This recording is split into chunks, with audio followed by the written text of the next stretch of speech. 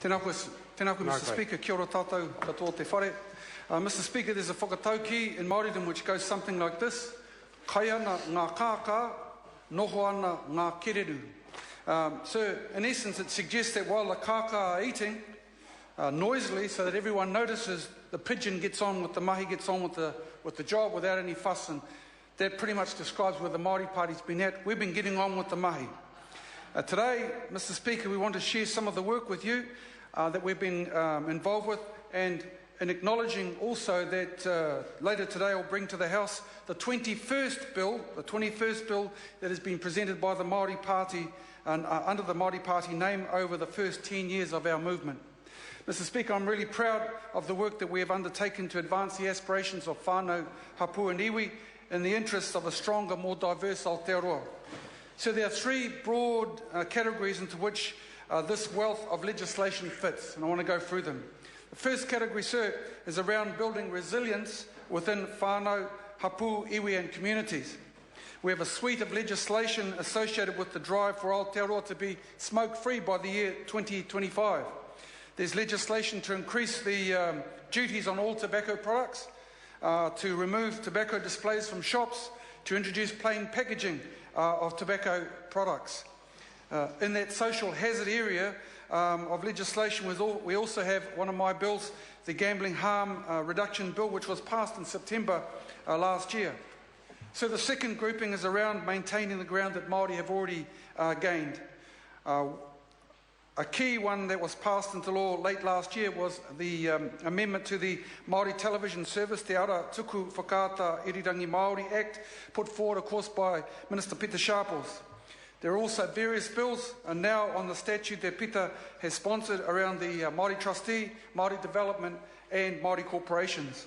So we have progressed a whole series of different bills, some on behalf of specific iwi, such as Ngāti Tapu, Ngai Tamarawaho and Ngai Tūkairangi, who will be, actually they are with us right now in the gallery.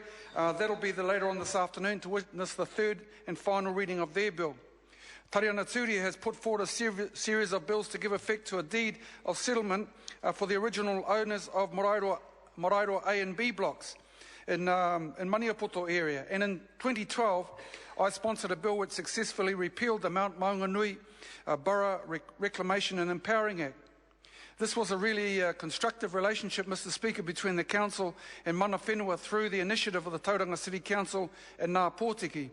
I have to say that there's nothing more satisfying as a Member of Parliament than to be doing the business that your constituency wants to see happen.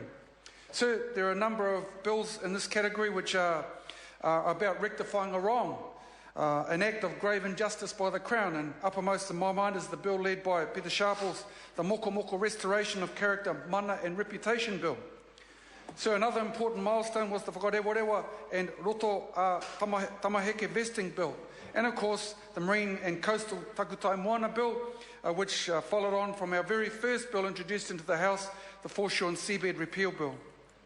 Mr. Speaker, the third groupings of bills that we have advanced comes through the focus of developing and advancing new spaces for Māori development.